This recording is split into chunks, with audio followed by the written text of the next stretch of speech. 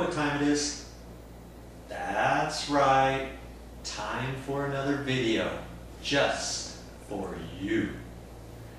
Hey, I'm inside a vacant condo.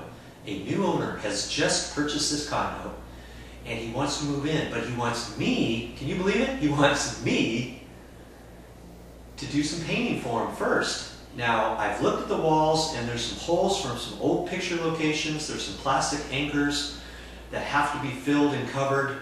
And there's a few imperfections on the walls that need to be patched before I start the painting. So I'm going to show you a different technique than I normally do on how to cover these holes. Now, it might be something a little bit different than you're used to, but I want to show it to you anyways because I always like to give my viewers, like you, options.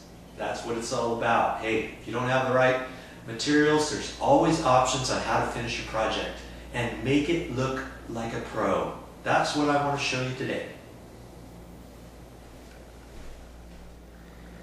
Here's one spot on the wall. I'm going to put that lightweight spackle first. And then I'll put the other mud over that.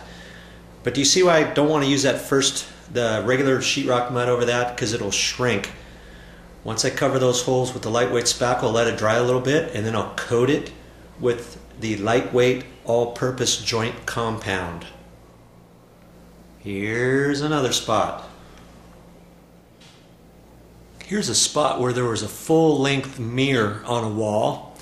We're going to go ahead and cover that too.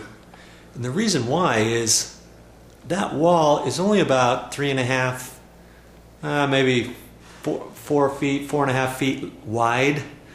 So once I patch that the way that I was explaining, then I'll go ahead and paint this wall from floor to ceiling all the way up. And it won't even look like I ever put a patch on there at all. If I try to just patch that one little spot and just paint that one little spot, yes, it would look like a patch. But we know better than that, don't we? Here's 2 holes in a wall. This was hanging a picture, and the plastic anchors are still in the wall. Well, I'm going to leave those in there. I'm going to put some lightweight spackle on there, and then I'm going to put the lightweight all-purpose joint compound over that.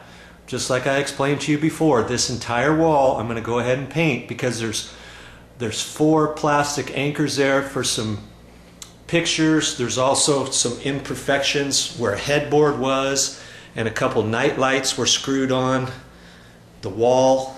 And so I've got a little bit of patching on this wall. So that's why I say, you know, when you got a wall that needs some patching, try this technique that I'm going to show you if and only if you're going to paint the entire wall.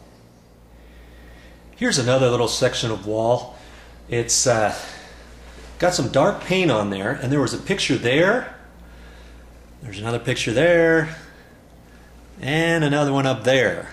And so I'm going to patch these the same way because I don't think new pictures, I don't think they're going to install 3 little pictures like that. They might just install 1. We might have some of those plastic anchors showing, and it might be a different height. And so I'm going to patch this the very same way, and then this little wall I'll paint from left to right. It's only 2.5 feet wide and about 8 feet tall. So I'll go ahead and paint the entire wall when I get done. And will we see any patches on this wall when we're done? I hope your answer was no.